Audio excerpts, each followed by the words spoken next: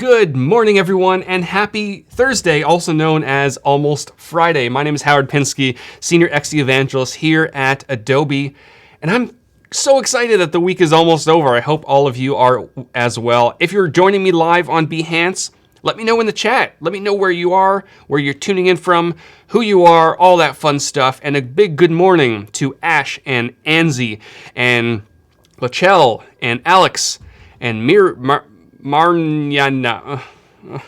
It's early. I can't pronounce names. I'm so sorry. Monica, that one I can pronounce.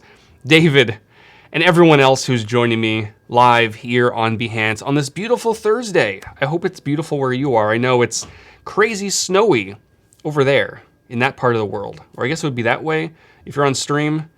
I don't know. Somewhere it's cold. Here it's nice and warm. What can I say? I'm sorry. So, Day 8 of the Daily Creative Challenge is upon us. We're almost at Day 9, which is tomorrow. We're wrapping things up. I'm so sad.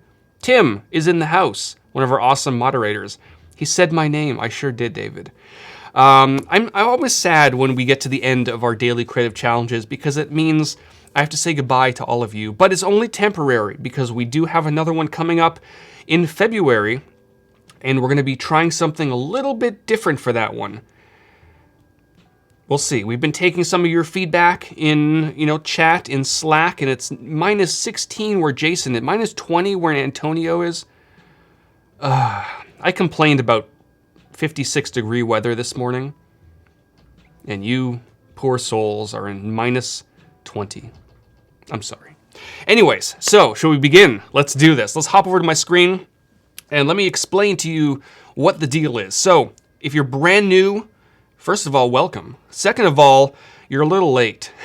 We have 2 days left in the Daily Creative Challenge, but to kind of sum things up, we do this for 2 weeks. And last Tuesday, Monday was a holiday, we kicked things off with day number 1. And every single day, we kind of give you a theme, and your task is to use Adobe XD to do whatever that theme is. And we kind of progressively get a little bit more difficult.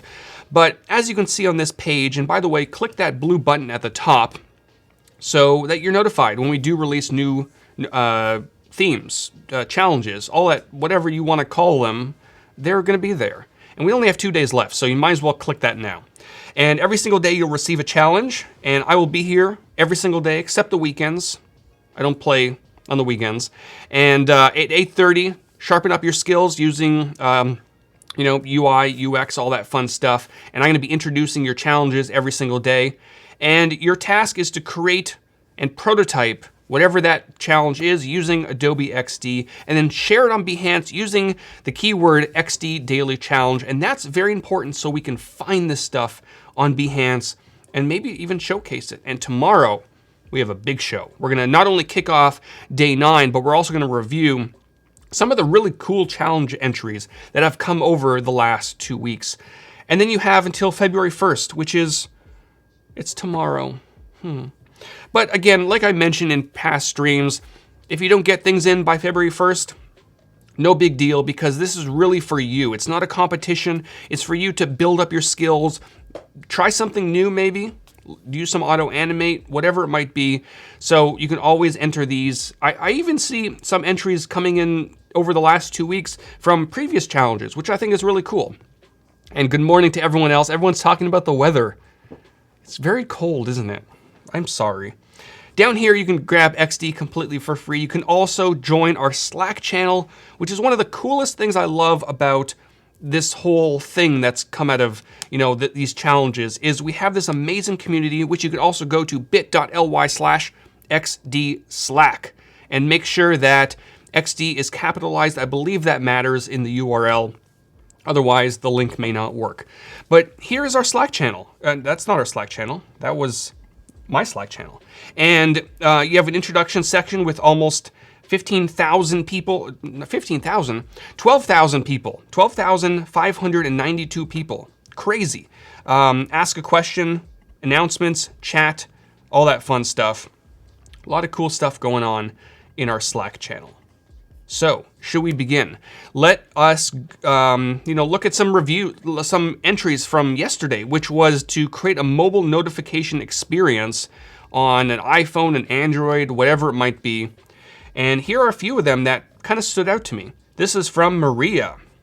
And this notification experience was fairly simple, but what she did was she kind of simulated what that swipe left and swipe right experience could look like. So if we play this, we'll be able to see that she swipes to the right if she wants to open the notification. And then she also swipes to the left if she wants to manage, view, or clear a notification. Pretty cool. Great job, Maria. Next one, we have Arif. Also created a mobile notification experience, and he has some screens up here, and then also the animation. And by the way, while this is playing, you are able to now upload and embed prototypes on Behance or your website that have auto animate involved. And I believe some people actually did include that as well. And this person included my Instagram handle. I'm always a sucker for that. If you want to, follow me on Instagram, you can definitely do that. This is from Jaron, who's been featured a few times because he has some great work. Really nice use of layout down here at the bottom, and then his mobile notification experience here. There we go. It kind of expands like we showed yesterday. He swiped over to the right to show a settings icon, swiped it away, and you can reply right from there. And I like how he had the predictive text at the bottom. Great job. This one is from Giselle, who also has some really nice layouts going on. And she did include an interactive prototype. So let me go ahead and show you how this looks. And this is all being rendered in the browser in real time. XD loads in all the stuff into the browser, and if you don't know exactly where to click, you can click anywhere and it'll show you your hotspots. And this is all being rendered. All auto animate is working. Click on the microphone icon. That kind of flies out. Click on this little icon, and there you go. Awesome, great job, Giselle, and thank you for embedding that directly on Behance. This one is from Daniel, who I believe we also featured previously. Also included an embeddable prototype, which is great. And here it goes. Let's look for those hotspot hints. Let's expand. Open that. And I will note, I mentioned in the past that drag doesn't, it's not fully supported just yet on embedded prototypes, but it's totally being worked on. Great job, Jaron. Or no, that was Daniel. Jaron was the previous one. And this one from Alina. I love when mock-ups are used with prototypes, but I would say for this one, maybe it's a little bit on too much of an angle. It's kind of a little bit difficult to see exactly what's going on, but I still love, it just makes it look more real, right? And then finally, Igor tweeted this to me, and this is his mobile notification experience. He had a few notifications that kind of flew out, and then he was able to tap on one of them to expand it, and then hide it, swipe it away. And there we go. So make sure to use the keyword XD Daily Challenge if you are uploading this to Behance. So let's begin. And anyone who's just joining us, welcome. So let me hop over to Adobe XD. This is the template for today, and your challenge for today is to design and prototype a chart experience for a finance app, and we're gonna be using Auto Animate to kind of navigate between a few different charts, whether it's week, day, month, whatever that might be. And the amazing Marissa Blair provided this template for all of us with a bunch of colors, some UI elements, including charts and money, that sort of thing, text layers, some elements up here for titles, navigation bars, icons, padding, which is always very important, especially if you're designing for the iPhone 10 or any display that has a notch at the top. You have to know exactly where you can put elements and what's kind of out of bounds, and then a user flow. So, shall we begin? We have some inspiration. Let me go ahead and begin on this artboard here. It's gonna be for an iPhone 10 or 10s. And just to really get started, I'm gonna grab these two elements here. So I'm holding down my Shift key, grabbing those two, copy them. I'm just gonna paste them on this artboard, just so I can get a quick head start I have a few elements to start working with.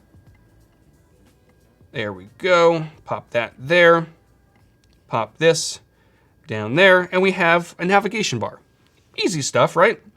But the real meat of this is going to be kind of in the center where these charts are. So I'm a sucker for gradients. So I'm actually going to use, the green gradient looks pretty good. I'm actually going to grab this and just move it over. I'm going to sample these colors because you can kind of tell there's a little bit of a difference up here than down here. So we're just going to kind of work off of that. So in the background of this artboard, I'm going to grab my fill. And instead of a solid color, it's going to be a linear gradient. It's going to go from top to bottom. And I'm going to select this left node, or left, whatever you want to call it, color, I guess. And use my eyedropper, select this, grab the bottom one, and select this color down here. So now we have a kind of nice gradient, green, a little bit lighter, going down to the bottom, which is a little bit darker. Now, of course, the navigation bar at the bottom doesn't really fit for something like this. So I can always dive in and make some changes. Maybe this will be white. And then all the icons, I'll change them to a little bit darker, just like that. And I just selected all the icons in my layers panel and just changed all the colors at once. Beautiful. Alrighty. So now we have to actually start making some charts. And we're kind of gonna, bounce off something like this. We're also gonna do something similar to this where you have day, week, month, and that sort of thing. So we're gonna kind of combine the two, and we might have, time permitting, probably not, but we might have like an animated mask or something. So let's start with the chart. All I'm gonna do is grab my line tool from the left in my tools bar, this little guy over here, and I'm simply going to draw a line across the bottom of my artboard. Just like this. Pretty simple, right? And I might want to make that all the way across and make sure that the border is set to white. And I'm gonna maybe increase the size a little bit, let's say to 3, so it's not too thin because you won't be able to see it. Now, at this point, how do we actually create the different, charts or days or whatever it might be?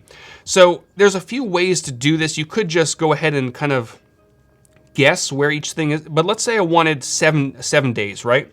So I'm gonna actually grab a line, I'm gonna make a few little guides.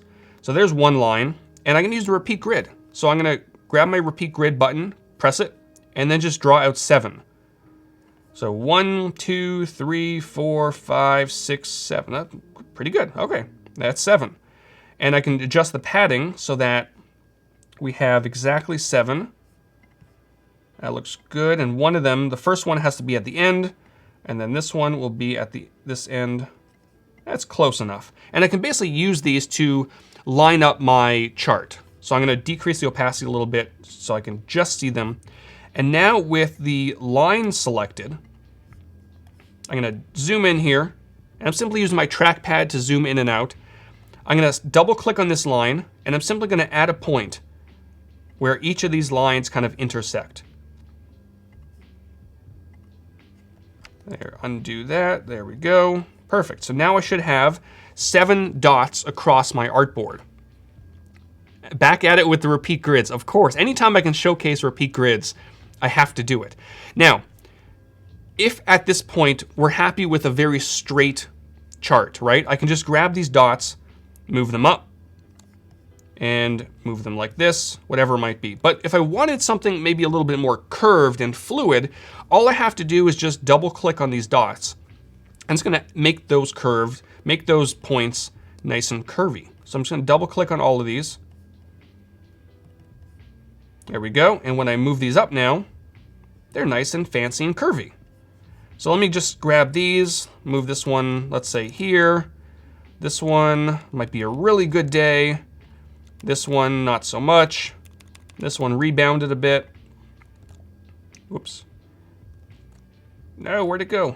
There we go. This one did really well, and maybe this one was okay, and this one starts over there. So now we have basically our 7-day chart. Very simple stuff, right? And this one in this repeat grid in the background, I could maybe go ahead and keep that. I'll just decrease the opacity a little bit more to kind of use as a reference for where those points are. That looks great. And now we can also use those to kind of indicate where our days are going to go. So this might be, or maybe we don't have to do that. Well, this will be, let's say, day. We'll do white. We'll do San Francisco Pro. Whoops. San Francisco Pro. I'll make that nice and small. And this is kind of in line with this one over here, where you have 1 day, 1 month, 3 months, that sort of thing. So this will actually be week, 1 week. This probably isn't going to make much sense, but we'll run with it. 2 week, 3 week, or I guess this will be month. All right, I'll just do 1 month, 1 year. There we go. Great. Perfect. Fantastic. All right, so we have our little labels at the bottom, and now we actually want to start making this thing move. Now, of course, we probably want this chart a little bit further up in our artboard. So I'm going to move this around here so it's in the center. And maybe this is looking a little bit lonely up here, so this may be, let's make this a little bit day, a little bit bigger. Day. This will be in the center. This will be week. And we'll have month.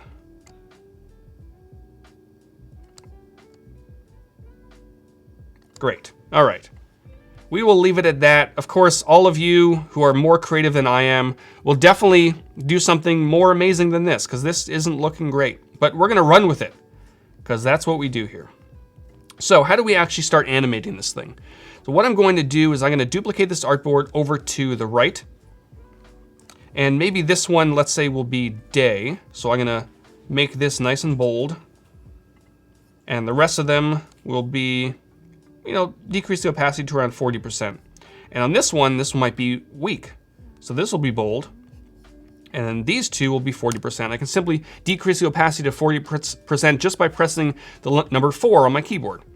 And we need to change the chart now. So just like we did before, I'm going to double click on the line and make some changes. I'm going to move these down, move this down, move that up a little bit.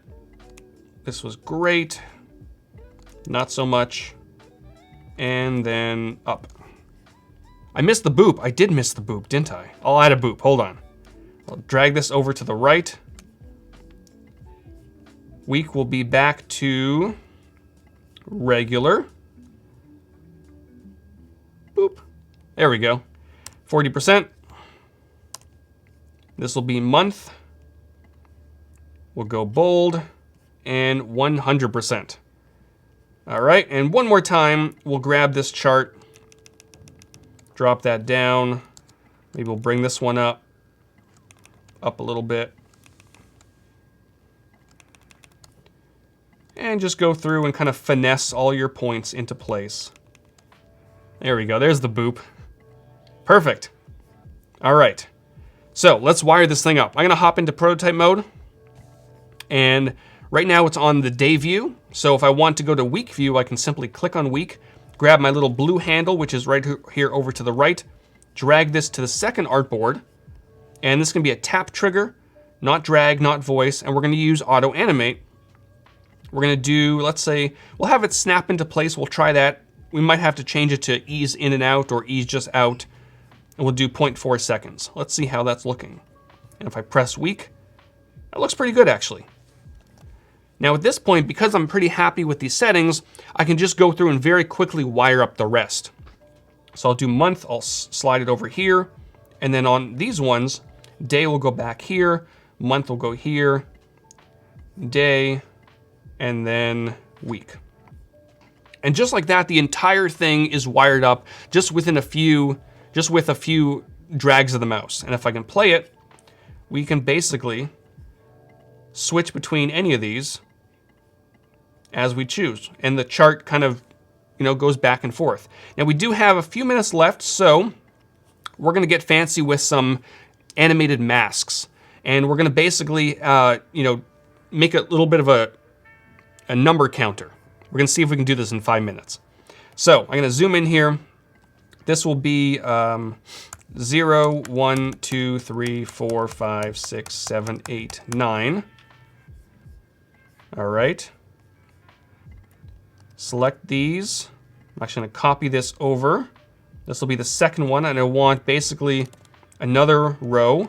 This is going to be third, and I want one more row underneath this. Let's see if I did that properly. No, I did not. There we go. All right, so now we have 3 rows, and it's going to all start, let's say at, we'll keep it like that, make this a little bit larger.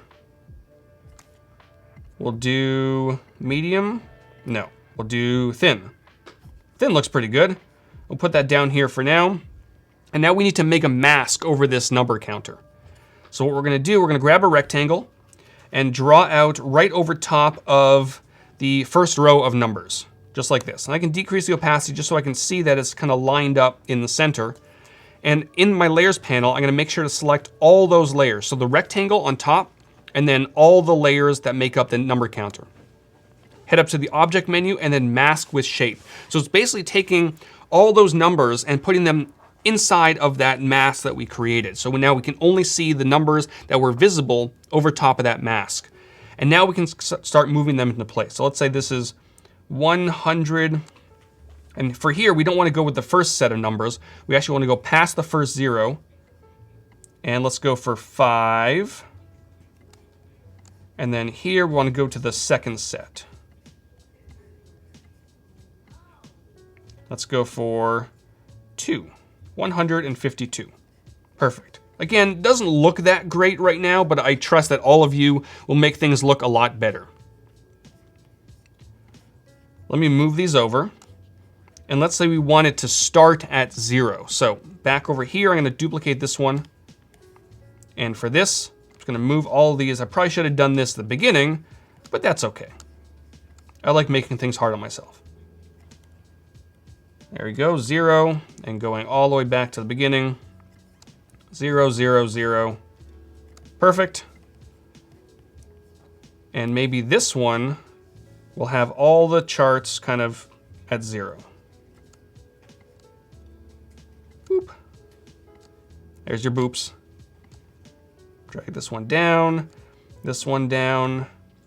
and this one. So this will allow us to kind of load this chart after a set amount of time. And we can do that using a time transition. So if I grab my prototype, go into prototype mode, select the entire artboard, which is only where time transitions will be available, drag this over to the right, select time. I'll give it a little bit of a delay of, let's say, 0.6 seconds. It's gonna be auto animate, and we'll have it snap into play. Actually, you know what? We're gonna do an in and out. So it's kind of slowly at the beginning and slowly at the end. And we'll do 1 second. Let's see how that looks. There we go. So not only did the number counter kind of rise up, but also the the chart rised up again as well. So I'm gonna grab this, place it over here, and just adjust the numbers. So this might be, let's say, for the week, 335. And then this one, place it over here. This one might be 900, and let's go backwards, 28. There we go. And let's see how this is looking. Press play, move this over. Why can't you have one set of numbers for the 10 and 1 places?